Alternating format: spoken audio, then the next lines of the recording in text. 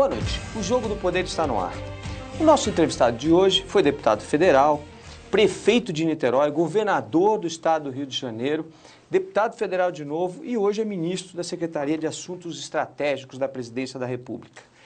Wellington Moreira Franco. Tudo bem? Tudo Prazer bem. tê-lo aqui, Alegria. viu?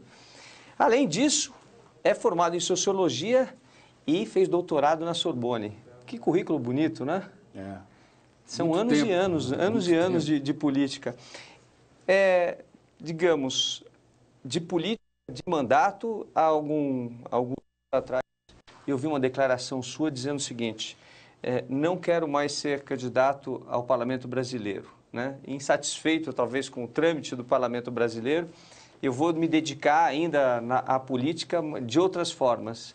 Por que isso? O parlamento não é aquilo que a gente espera, não funciona do jeito que a gente espera? Não, eu creio que nós vivemos uma crise de representação, não só no Brasil, mas no Brasil é uma crise muito profunda, muito profunda. O sistema partidário, ele se enfraqueceu bastante, o nível de representatividade cai, porque a legislação eleitoral é uma legislação que não corresponde mais às expectativas de democratização política, democratização social, que a população brasileira já nutre e já quer. O avanço tecnológico faz com que os processos de prática parlamentar se envelheçam com uma rapidez enorme e, sobretudo, repito, a legislação eleitoral. Com essa legislação eleitoral, a eleição cada vez mais se transforma num grande negócio. E isso é muito Qual seria ruim. a solução para o parlamento brasileiro? A lista, o voto específico em nome do parlamentar, mais ou menos como é hoje, quem for mais votado leva o mandato, porque a gente tem distorções, né? Para que exista a participação dos partidos pequenos, muitos são eleitos com menos votação do que outros que têm uma votação maciça e não conseguem fazer o coeficiente eleitoral. Olha, teoricamente, e é aplicado essa teoria em todos os países, e é uma característica do regime democrático, o sistema político funciona para fortalecer a maioria e não a minoria. Porque o que dá estabilidade ao sistema político é a formação de maiorias. É importante que a gente entenda que na democracia não há consenso. Consenso é uma utopia autoritária. Só há consenso quando alguém chega e diz, é esse o caminho. Aí tem consenso. Na democracia existe o dissenso, a divergência, o debate e, consequentemente, a maioria. Você terá que ser sempre a minoria, mas o que sustenta o sistema é a maioria. Então, o primeiro ponto é que nós temos que ter um sistema voltado para fortalecer as maiorias. Segundo ponto, nós temos que ter um sistema, e eu até, no começo da minha vida política, eu não via com muita simpatia o voto distrital, mas hoje eu vejo com muita simpatia o voto distrital. Eu creio que é uma grande mistificação dizer que o voto distrital ele diminui o debate eleitoral. Dizem que ele fica muito regional, municipaliza, ou seja, diminui o conteúdo, a qualidade. Eu não acho nada disso. Eu acho que cada vez mais a democracia, sobretudo com o avanço tecnológico, ela é algo que se dá na representação local. O interesse específico do eleitor, do cidadão. O que o cidadão quer é um sistema político que funcione para resolver o problema dele, do grupo do qual ele pertence. Exatamente. Para isso, o parlamentar tem que ser conhecido pelo eleitor. E ter compromisso com esse eleitor. Porque se não tiver, ele perde. E a única maneira, no sistema, na sociedade que nós vivemos hoje, que ela é muito sofisticada do ponto de vista dos seus mecanismos de comunicação e cresceu bastante. Então, o único sistema que efetivamente estimula esse tipo de representação é o distrital. Misto ou puro? Eu creio que o distrital misto, você vai entregar às direções partidárias um poder que será inevitavelmente deformado. Quer dizer, esse é um problema que a gente vive, né? As direções partidárias geralmente comandam os partidos de uma forma em que, e aí me dá muito medo o voto em lista, porque a direção partidária vai determinar quem vai ser a cabeça de lista e assim por diante, então sempre os mesmos serão eleitos. Eu então tenho restrições com relação à lista para o voto, mas no voto distrital também tenho medo de regionalizar demais e a política ficar só voltada para aquela comunidade. A vida social, ela tem suas regras. Não Sabe por quê?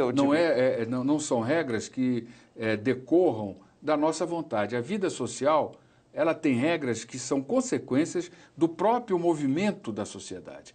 E se a sociedade, ela tem uma grande questão nacional que vai determinar a vida dela e não a vontade dos políticos, os interesses de poder dos políticos, dos partidos, mas sim o cotidiano dela, ela vai inevitavelmente impor isso, como impõe ao longo da história brasileira. Por exemplo, em vários momentos, o sistema político não caminhava numa direção, mas a sociedade determinou que essa direção fosse perseguida, traçada e desenhada. Então, eu não tenho o menor medo disso.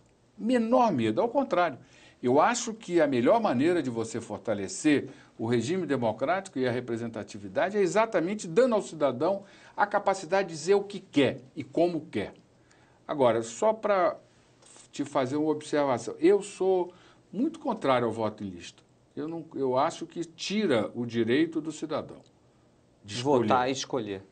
Como hoje, na realidade, quem vota é a direção de um partido, não é o eleitor. Porque o eleitor recebe um prato feito. Ele já recebe uma nominata. E se a qualidade cai, a culpa não é do eleitor, como as pessoas dizem. Porque o Congresso brasileiro... O eleitor não sabe votar. Ele não sabe votar, ele representa a sociedade. Não. O Congresso brasileiro não representa a sociedade. Com esse sistema eleitoral que tem, nós praticamos no Brasil, o Congresso brasileiro representa a cabeça, a ideologia, a vontade, os valores das direções partidárias. Não é nem dos partidos políticos. Eu lhe fiz essa colocação porque, discutindo a NAFTA, né, que é a união dos Estados Unidos com o México, no parlamento americano, eu vi que a cabeça dos parlamentares, eles estavam muito voltadas para a sua comunidade, né? Bem regionalizada. Talvez porque o americano não tem a cabeça muito aberta para discutir as questões de forma nacional. Então, os representantes, os deputados americanos e os senadores, eles tinham uma cabeça muito fechada para o mundo, né? Para visionários, como o mundo se comportava, de que forma devia ser feito. Eles estavam sempre olhando só para os interesses daquela região deles, e se agredia aqueles interesses, de forma nenhuma eles tinham acordo, não votavam de jeito nenhum. Mas eu não acho isso ruim, não. Eu acho isso saudável.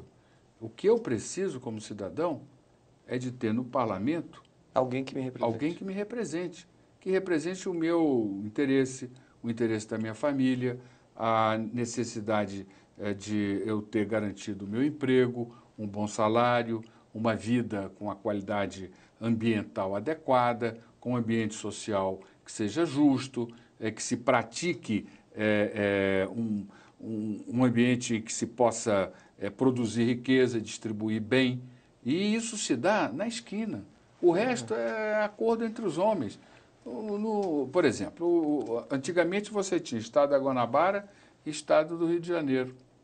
O presidente Geisel, por um ato de vontade, resolveu juntar os dois estados. Ele não perguntou se era bom ou se era ruim. Se Niterói, se a população de Niterói era favorável a deixar de ser capital, se aquilo ia melhorar a vida ou piorar, se o carioca queria isso ou não queria, e juntou. E aí? Eu creio que a melhor maneira de se viver é aquela em que nós podemos dizer como queremos viver. Ministro, nós temos algumas perguntas que são feitas pelos telespectadores. O Paulo Ramos, do Rio de Janeiro, o Jorge Felipe, de Brasília, e o Denis Almeida, de Brasília. Vamos ver. O que são políticas públicas para a primeira infância? Quando o ensino integral vai funcionar para a primeira infância aqui no Brasil? A situação econômica mundial pode afetar as políticas públicas para a primeira infância? Pois é, essa é uma questão da sua gestão, políticas públicas para a primeira infância. Vamos falar um pouquinho a respeito disso, vamos ver se a gente consegue responder aos nossos telespectadores também. Olha, nós lá na SAI temos a missão de formular políticas públicas. A longo prazo, né? Só que logo que cheguei eu fiz com que nós trabalhássemos com o entendimento de que o longo prazo ele não deixa de ser uma preocupação acadêmica, universitária, na medida em que você traga esse objetivo para o presente, para que você, desde agora, comece a construir o que vai ocorrer no longo prazo, sob pena de você ficar numa discussão sem fim.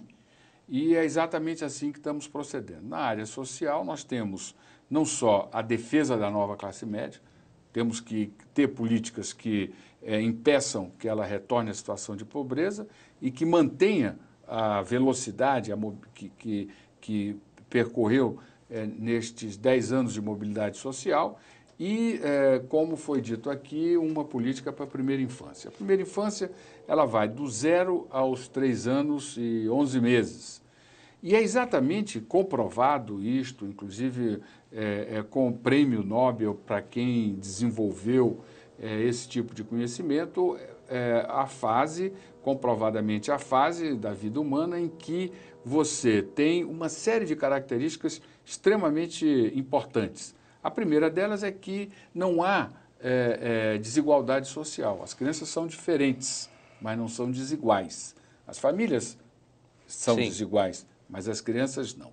Então, se você conseguir ter um protocolo e que permita a todas as crianças nessa faixa de idade a ter acesso àqueles procedimentos, seja médicos, seja de alimentação, seja de estímulo motor, estímulo à inteligência, brincar, a capacidade cognitiva, você está garantindo a essa criança a possibilidade de, quando tiver no mercado para aprendizado mais amplo, elas terem a mesma base, a mesma condição.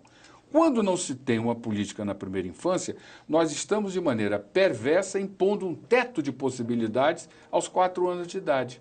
Porque algumas crianças, as que têm mais recursos, têm acesso a essas políticas, a essas informações, então elas vão se desenvolver mais. As que não têm, elas estão fadadas a andarem no andar de baixo. Agora, são políticas públicas espalhadas pelo Brasil inteiro. O primeiro... Né? E elas... qual é o primeiro passo? Juntar tudo isso? O primeiro passo é exatamente isso. Hoje nós temos uma quantidade enorme de políticas voltadas para a gestante, voltadas para a mãe, para os primeiros anos. Elas estão no Ministério da Educação, no Ministério da Saúde, algumas do Desenvolvimento Social. Elas estão além dos estados e municípios. Elas estão nos municípios, elas estão nos estados. E a mãe fica absolutamente sem saber. Ela não tem conhecimento, ela não tem condições de saber o que o seu filho efetivamente precisa e o que pode aproveitar melhor. Porque, como eu já disse, as pessoas não são iguais, elas são diferentes. Não adianta você ter uma política universal para pessoas diferentes. Cada uma delas necessita de um determinado tipo de atenção, de atendimento, de cobertura. Então, o primeiro objetivo, a primeira meta é juntar todas essas políticas e ter uma única porta de entrada, para que a mãe leve a sua criança a um único local. Ali, ela tem uma ficha que as crianças já têm, só que é uma ficha que vai poder ser lida por todos esses programas, e não como hoje, cada uma lendo a sua ficha. Então, você pode dar um atendimento de muito mais eficácia. Então, vacinas, tudo, os cuidados de aleitamento materno, tudo. Preparativos, os exames do pezinho, tudo numa coisa só. Tudo, não só no plano da saúde, mas também no plano do estímulo à inteligência, à capacidade cognitiva. Formação nas creches, nos berçários, etc. E, além disso, nós vamos ter um protocolo que define quais as iniciativas e ações que todas as crianças deverão ter. As mães que não forem deverão ser procuradas pelos agentes públicos para que a criança efetivamente tenha o atendimento que vai lhe garantir cidadania no futuro. E nós vamos ter procedimentos de avaliação desse programa, avaliar o crescimento, o desenvolvimento da criança até os 3 anos e 11 meses. Para que você que está me vendo ter uma ideia, nós temos hoje no Brasil coisa em torno de 260 mil agentes de saúde. E se essas pessoas pudessem dedicar 1 hora da sua jornada de trabalho para esse tipo de atendimento, o atendimento à primeira infância, nós já íamos dar um avanço imenso. Então, nós precisamos também qualificar treinar as pessoas.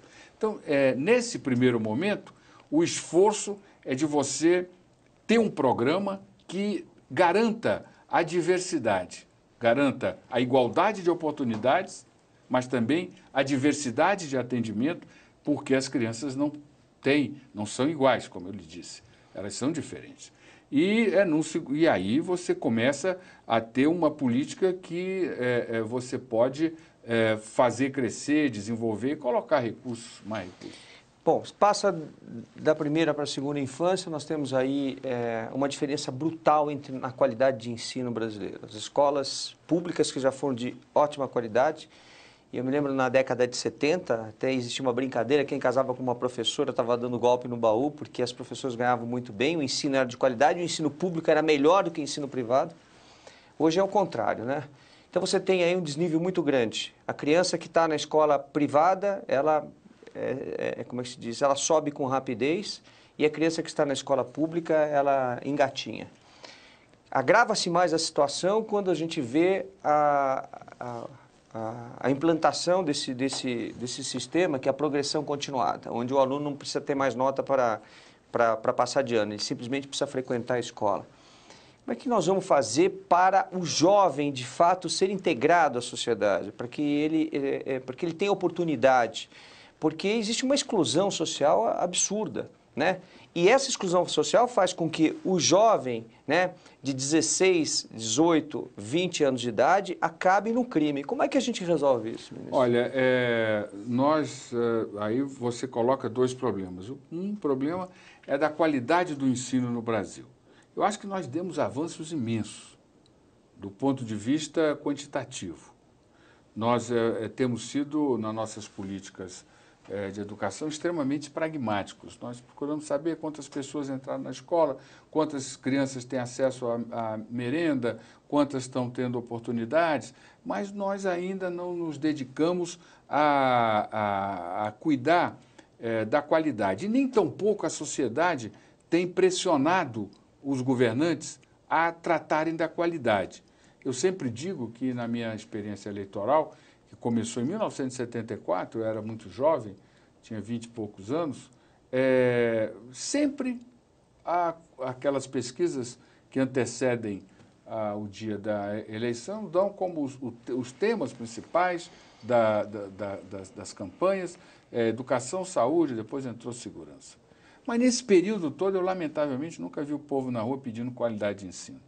Eu já vi professores pedindo salários, merendeiras, emprego, plano de classificação, organização, direitos iguais. Eu já vi esses movimentos com esse conteúdo, mas qualidade, exigir qualidade eu nunca vi até hoje. Mas acho que nós vamos ver dentro de muito pouco tempo, porque o jovem da nova classe média, ele, lamentavelmente, está tendo que pagar o seu curso de qualificação, porque ele já percebeu que a qualificação no mundo de hoje é um dado fundamental para se conseguir emprego com bom salário. Então, eles estão se dedicando a isso. E quem paga, exige. Quem paga, exige. Então, eu não tenho dúvidas que o próximo passo será esse. E eu tenho visto nas periferias das grandes cidades os jovens na porta das suas casas.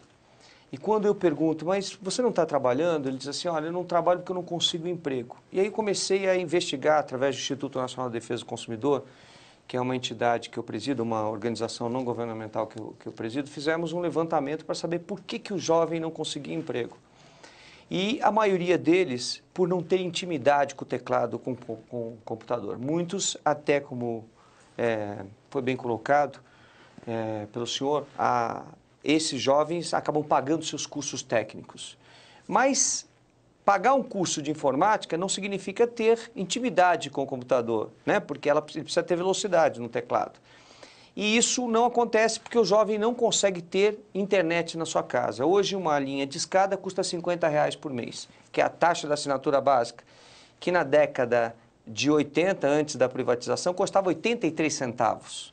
Depois da privatização, foi aumentando, chegou em R$50. Então, para o jovem ter um telefone em casa, ou seja, um computador, precisa pelo menos uma linha de escada. Não estou nem falando de internet, que custa mais caro, né? Uma linha de banda larga. Bom, moral da história. Esse jovem não consegue acesso, ele vai para o mercado de trabalho, não consegue emprego, porque já não consegue emprego aos 16 anos de idade, quando ele pode trabalhar, porque ele vai servir o exército. Então, as empresas não querem pagar os encargos sociais durante o período que ele está no exército. Depois que ele sai aos 18 anos de idade, ele não tem habilidade nenhuma, nunca teve emprego, não consegue emprego. E nós estamos empurrando essa massa de jovens dessa nova classe média para a criminalidade. Como a gente pode resolver isso? Porque eu sei que existe, inclusive, um estudo, um grupo de trabalho no seu ministério para resolver isso, né? Olha, como eu disse para você e para vocês que estão me ouvindo, na área social nós definimos alguns objetivos, 5 produtos, 5 objetivos estratégicos. Eu já citei 2, né? Tenho o que é o objetivo posto de modo geral para o governo pela presidenta, que é a erradicação da miséria absoluta, e tem a questão da juventude. A questão da juventude no Brasil, nós temos várias tentativas, várias experiências, algumas até com bons resultados, como o ProUni, mas nós não conseguimos ainda ter uma política para o jovem. Não temos uma política para o jovem. Nós, como você falou e observou bem, nas periferias das grandes cidades, a solidão do jovem é absoluta. E não só por um problema de qualificação, como se o segundo grau atendesse à formação educacional. O segundo grau não atende à formação educacional.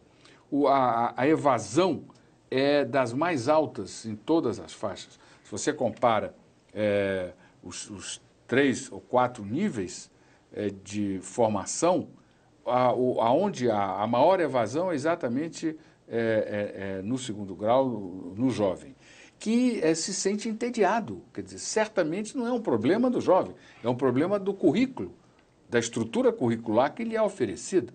Então, nós temos que pensar nisso. Mas nós temos também que pensar em entender que os jovens, como nós estamos percebendo no Brasil, que nós temos que começar a formular a segunda geração de política social. A primeira geração era universal. Você, por exemplo, Bolsa Família, você oferece a todo mundo, as pessoas vão lá, se cadastram e recebem o dinheiro. Agora já não dá mais para você ter políticas tão universais. Você tem que começar a customizar essas políticas, porque as pessoas são diferentes. Então, nós temos que unificar todos os programas de jovem que existem para os jovens e permitir que ele entre como uma espécie de uma esteira e ali ele vai vendo, conversando com a estrutura técnica, que tipo de programa é mais adequado às necessidades, à vontade dele. É importante... E as habilidades. E as habilidades. É importante que você tenha oportunidades democratizadas e abertas a todos, mas é importante a diversidade de oportunidades também, porque quando você tem dinheiro, você começa uma faculdade, sai no meio, muda para outra, porque você prefere trabalhar fazendo o que você gosta, e é muito melhor quando se trabalha fazendo o que gosta. Então, nós temos que enfrentar esse problema. E, finalmente, a questão salarial. O crime organizado, ele oferece muito melhores condições de ganhos aos jovens do que os empregos formais. Então, nós temos que, isso com o volume de dinheiro que a droga mexe, é sempre uma ameaça. Se nós não criarmos alternativas que tenham uma base moral, que tenham valores que, do ponto de vista da história, seja estimulado pela sociedade, que garanta que as pessoas se realizem do ponto de vista familiar, do ponto de vista profissional, dificilmente elas vão, numa avaliação custo-benefício, abrir mão de imediatamente ganhar R$8.000, como, por exemplo, eu vi uma entrevista em uma das áreas que foram ocupadas no Rio de Janeiro, e passar a ganhar R$800, R$900. É preciso que haja uma compensação de natureza da sociedade, de natureza de valores, de natureza moral, de médio e longo prazo, para que as pessoas voltem a compartilhar um espírito comunitário de solidariedade, que é um cimento indispensável para você ter uma sociedade bem constituída. Então, esse desafio nós temos que enfrentar, porque já estamos atrasados. Nós temos mais perguntas dos nossos telespectadores. A Mônica Santos, de São Paulo, o Kleber Alves, de São Paulo, e o George, do Rio de Janeiro. Vamos ver. O que o governo pode fazer para evitar o endividamento da classe média? O que o governo pode fazer para evitar das pessoas que saíram da pobreza voltar novamente para a pobreza? Como o governo analisa a crise econômica internacional? Eu acho que nós estamos vivendo uma crise econômica internacional gravíssima, gravíssima. Quer dizer, toda a estrutura que garantia o mundo em que nós vivíamos, que foi construída depois da Segunda Guerra, os mecanismos econômicos de apoio, de financiamento internacional, a ONU como o grande cenário de negociação para evitar conflitos desnecessários e criar um ambiente de paz, mais recentemente a União Europeia, todos esses mecanismos estão ruindo. Ou seja, o mundo pós-Segunda Guerra, ele está dando demonstrações de esgotamento. Ao mesmo tempo, está se fazendo um movimento de mudança de poder no mundo com uma velocidade e uma radicalidade profunda. É como se nós víssemos um retorno ao Oriente. Depois da Idade Média, nós viemos, a balança de poder veio para o Ocidente. Ela agora está retornando ao Oriente. A China rapidamente será a economia mais forte do planeta. A economia mais forte do planeta inevitavelmente se transforma na maior base, na maior potência militar. Isso é consequência da riqueza. Nós temos não só a China, mas nós temos a Índia, nós temos na África, a África do Sul, na América do Sul, o Brasil, quer dizer, são a Rússia na Europa, são países que têm hoje uma influência no mundo distinta de que tinha antes, e isso gera uma grande interrogação. No caso brasileiro, nós primeiro já vivemos essa crise bancária, essa crise financeira, já na década de 90, e pagamos caríssimos por isso, muito caro. Conseguimos superar. Segundo, por termos superado, nós tivemos a aventura de ter um legado do governo do presidente Lula, que nos permite hoje ter uma situação bastante confortável. E, na minha opinião, esse legado foi a maior ascensão social que já se teve na história brasileira e de uma velocidade no mundo invejável. Nós colocamos no mercado de consumo coisa em torno de 35 milhões de brasileiros. E, segundo, o presidente Lula trouxe para participar do processo decisório de governo os movimentos sociais, o que faz com que hoje você veja o povo na rua nos Estados Unidos, na Europa, na Índia, no Oriente Médio, na América do Sul, só não no Brasil. Os países mais importantes da América do Sul, eles vivem com o povo na rua, reivindicando, pedindo. Então, e isso por que não aqui? Porque aqui os movimentos sociais estão influindo nas políticas públicas. E eu acho que a situação do Brasil é uma situação até passando por uma crise como nós estamos passando internacionalmente, falando, nós temos uma situação bem estável no Brasil. Mas, de uma forma ou de outra, as políticas públicas são extremamente importantes para preservar essa classe média. E, em recente divulgação sua, a classe média pagou 100 bilhões de juros, está pagando 100 bilhões de juros. Isso é por ano?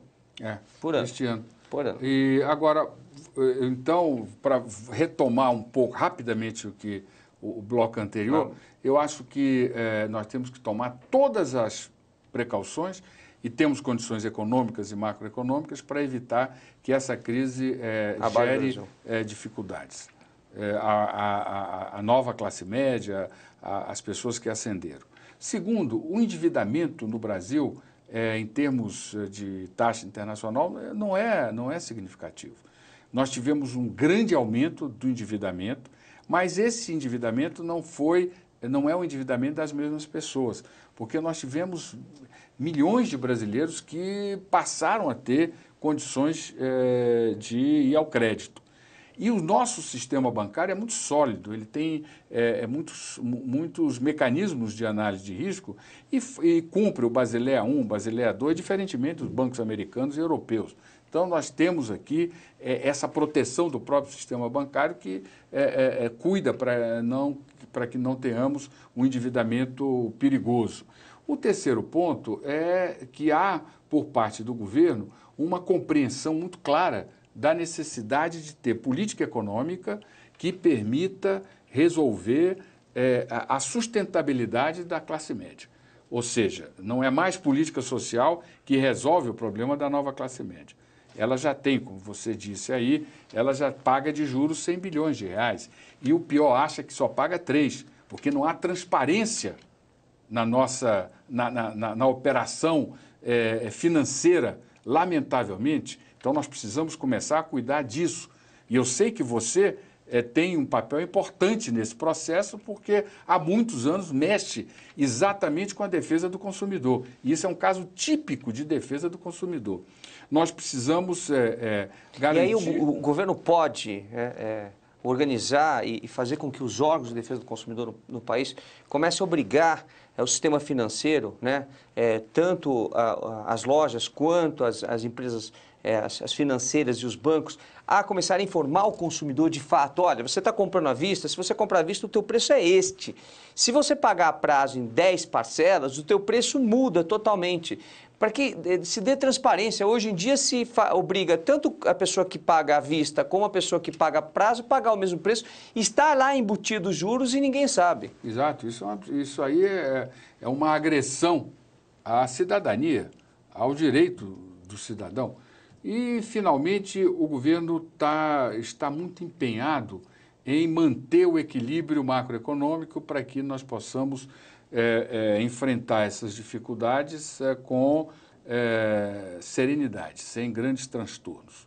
Então, eu tenho muita confiança de que essas questões postas pelos espectadores, pelos interrogadores, elas serão enfrentadas com resultados positivos. Ministro, nós temos aí um problema, a sua abordagem foi muito clara, país rico, país com defesa nacional forte, né? Com armamento, etc. E nós estamos vivendo um problema seríssimo com as Forças Armadas brasileiras.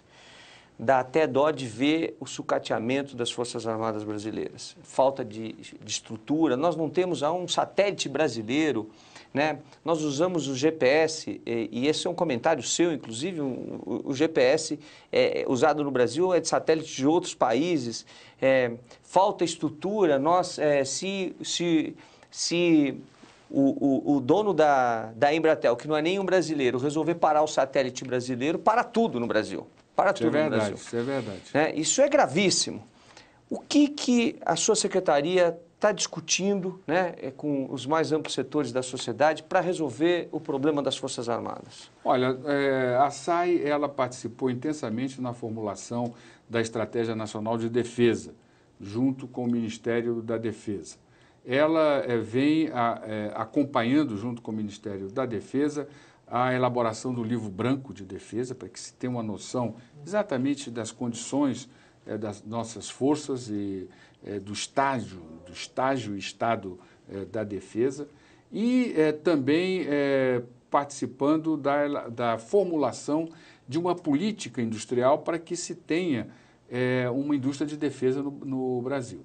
É claro que se nós temos um documento, que é uma Estratégia Nacional de Defesa, mas se nós não tivermos uma indústria de defesa, nós temos um documento acadêmico. O que garante a eficácia de uma estratégia de defesa é você ter independência na utilização dos equipamentos e dos armamentos necessários para você garantir a segurança do país, que não é só a segurança dos bens materiais, mas a segurança nossa. Hoje o mundo está muito complexo, as tecnologias são muito avançadas, as guerras não se dão mais da maneira que se davam, o terrorismo é uma realidade e o custo de uma ação terrorista é muito baixo, é muito barato. Hoje, em qualquer esquina, você compra aí 4 ou 5 engenhos, equipamentos, etc., mistura aquilo, faz uma bomba, derruba prédio, você sequestra um avião, desmonta uma torre. Então, isso tudo impõe a um país que, como o nosso, e a presidenta Dilma, ela está empenhada em nos levar a sermos a 5ª economia do mundo, nós precisamos ter o tamanho da responsabilidade com os brasileiros de sermos 5ª economia do mundo. E isso significa investir na nossa indústria de defesa, investir na nossa defesa, investir nas nossas forças, melhorar os nossos equipamentos e entender que quando você fala de defesa, hoje no mundo, você fala em tecnologia, você fala em conhecimento, você fala em pessoas qualificadas e bem formadas para estar gerando inovação.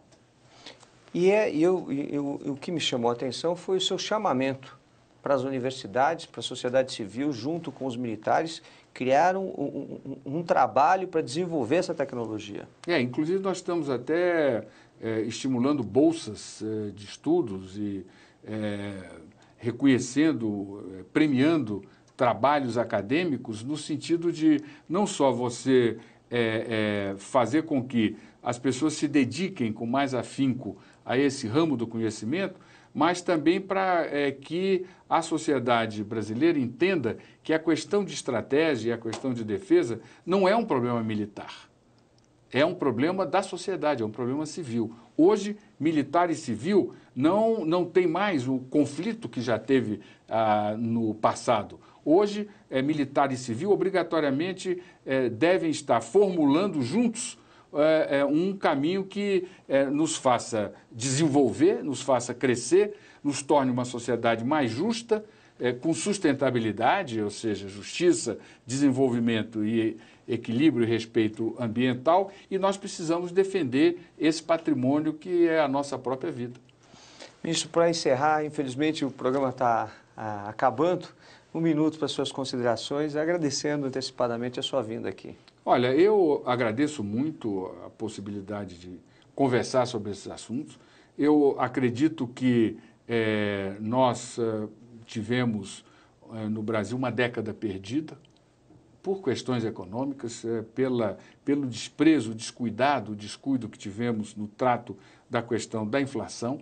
E, felizmente, hoje nós temos autoridades econômicas e políticas que entendem que a inflação é um mal terrível e que estamos hoje todos empenhados em preservar as conquistas que tivemos e avançar numa sociedade mais justa.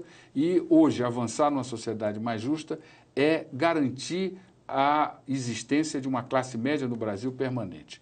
Só seremos um país desenvolvido se tivermos uma classe média permanente, que tenha capacidade de consumo, que forme um mercado interno pujante e que nos permita cada vez mais fazer com que a riqueza esteja a serviço de uma qualidade de vida melhor para todos os brasileiros e, sobretudo, para você que está me vendo.